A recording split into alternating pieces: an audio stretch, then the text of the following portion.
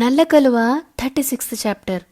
వంట పూర్తయింది, వస్తే వడ్డిస్తాను అని శైలజ గారు పిలవగానే సుమన్ గారు, విన్నీ, మీ వదినను కూడా రమ్మను తల్లి అని చెప్పగానే, నేను వెళ్ళను నాన్నా, నాతో సరిగ్గా మాట్లాడట్లేదు అని విన్నీ చెప్పి డైనింగ్ టేబుల్ దగ్గరికి వెళ్తుంది. విశ్వ, నువ్వైనా వెళ్ళి పిలుచుకురా అనగానే ఇక తప్పక నిహారికని పిలవడానికి వెళ్తుంటే తనే బయటికి వచ్చి, నన్నెవరూ పిలవాల్సిన అవసరం లేదు, ఇంకా నేనేమీ తిండి మానేసి నిరాహార దీక్ష చేయాలి అనుకోవట్లేదు అని చెప్పి తనే వెళ్ళి డైనింగ్ టేబుల్ దగ్గర వెళ్ళి కూర్చుంటుంది. విశ్వ ఇంకా సుమన్ గారు ఒకరి మొహం ఒకరు చూసుకుని వాళ్ళు కూడా వెళ్ళి కూర్చుంటారు. విన్నీ పక్కన సుమన్ గారు కూర్చుంటే నిహారిక పక్కన విశ్వకి కూర్చోక తప్పదు. నిహారికని అసహనంగా చూస్తూనే అందరికీ వడ్డిస్తారు శైలజ గారు. ఏంటి వెజ్ చేశారు, నేను నాన్ వెజ్ లేకుండా ఫుడ్ తినను అని అరుస్తుంది నిహారిక. ఆ మాటకి శైలజ గారికి కోపం వచ్చినా తమాయించుకుంటూ, నిన్ననే పెళ్లి జరిగింది, ఈరోజే నాన్ వెజ్ అంటే కుదరదు, అయినా మా ఇంట్లో సండే మాత్రమే నాన్ వెజ్ తింటాము అని శైలజ గారు చెప్తారు. అంటే ఏంటిప్పుడు, మీకోసం నేను నా అలవాట్లు మార్చుకోవాలా? అది జరగని పని. నాకు డైలీ నాన్ వెజ్ ఉండాలి, అలా అయితేనే నేను తింటాను అని ఆ ఫుడ్ని విసుగ్గా చూసి అక్కడి నుంచి లేచి రూంలోకి వెళ్ళి చికెన్ ఆర్డర్ పెట్టుకుంటుంది. ఇదో పెద్ద రాజామహల్, మరి తొక్కలో రూల్స్ ఒకటి అని విసుక్కుంటూ ఫుడ్ కోసం ఎదురు చూస్తూ ఉంటుంది. చూసారా ఆ పిల్లకి ఎంత పొగరో, ఒక్కరోజు తినకుంటే వచ్చే నష్టం ఏం లేదు, మీరు తినండి, ఆఖరికి కడుపు మాడితే ఏదైతే ఏంటి అని తనే తింటుంది అని శైలజ గారు గునుక్కుంటూ వాళ్ళకి ఫుడ్ వడ్డిస్తుంది. విశ్వ ప్లేట్లో తినకుండా గెలుకుతూ ఉంటే అది చూసి సుమన్ గారు, శైలు, మనకు అలవాటు లేక వీక్లో నాన్ వెజ్ తెచ్చుకోవట్లేదు, కానీ తింటే తప్పేం లేదు కదా, కనీసం కోడల కోసమైనా తన వరకు వండు కొన్ని రోజులు అని సున్నితంగా చెప్తారు సుమన్ గారు. హా అవును, వండి పెడతాను, ఎందుకు వండి పెట్టను అని కోపాన్నంతా వాళ్ల మీద చూపిస్తారు శైలజ గారు. అప్పుడే కాలింగ్ బెల్ వినిపించేసరికి శైలజ గారు వెళ్తుంటే, నేను చూస్తానమ్మా అని విశ్వ వెళ్తాడు. ఎదురుగా ఫుడ్ డెలివరీ బాయ్ కనిపించి పార్సల్ ఇస్తుంటే, ఎవరికి అని అడుగుతాడు విశ్వ.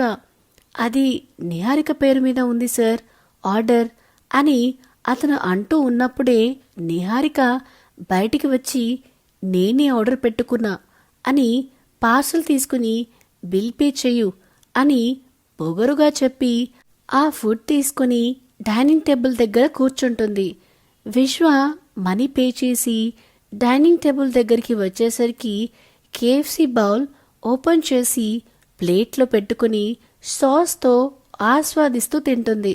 అవి చూసి విన్నీకి కూడా చికెన్ తినాలి అనిపించి నిహారిక వైపే చూస్తూ ఉంటే, ఎలా చూస్తున్నారు చూడు దిష్టి కల్లేసుకుని, ఎప్పుడూ చికెన్ తిననట్టు అని గునుక్కుంటూ తింటుంది నిహారిక.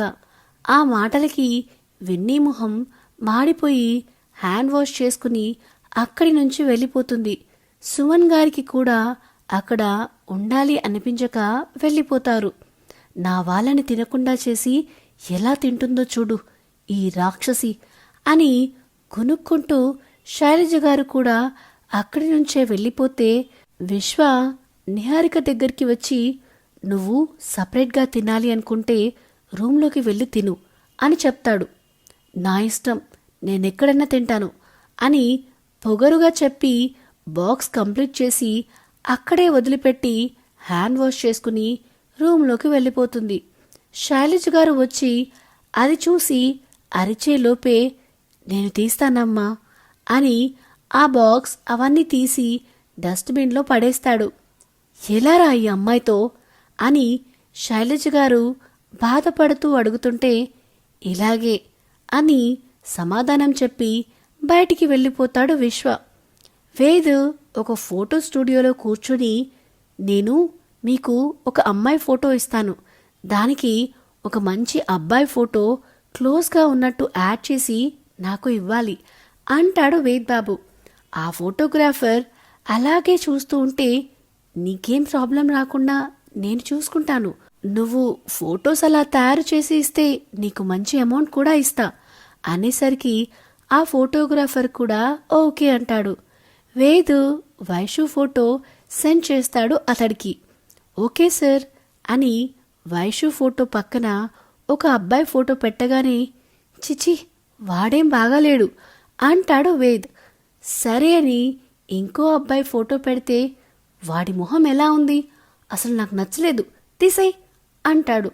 ఫోటోగ్రాఫర్ పిచ్చి మొహం వేసుకుని, ఇందులో అబ్బాయి ఫోటోలు ఉన్నాయి సార్, మీకెవరు కావాలంటే వాళ్ళని సెలెక్ట్ చేసుకోండి సార్ అని సిస్టమ్ను వేద్ వైపు తిప్పుతాడు. హా, ఇది బెటర్ అని అన్ని ఫొటోస్ చూసి తనకన్నా హ్యాండ్సమ్గా ఉన్న అబ్బాయి ఫోటో సెలెక్ట్ చేస్తాడు వేద్ బాబు. సో ఇదేనండి నల్ల కలువ 36th చాప్టర్. రేయ్ వేద్ బాబు, ఏం చేస్తున్నారు నువ్వు అసలు? వైషు పక్కన మంచి అబ్బాయి ఉండాలి అని అనుకోవడం గురించి సంతోషపడాలా, లేక వేరే అబ్బాయి పెడుతున్నందుకు బాధపడాలా?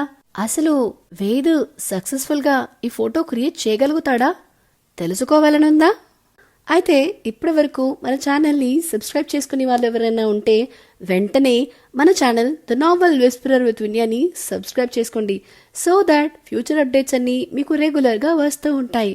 ప్రస్తుతానికైతే ఈ వీడియో కనుక మీకు నచ్చినట్టయితే please like, share and comment చేయడం మాత్రం అస్సలు మరవద్దు. Thank you, bye.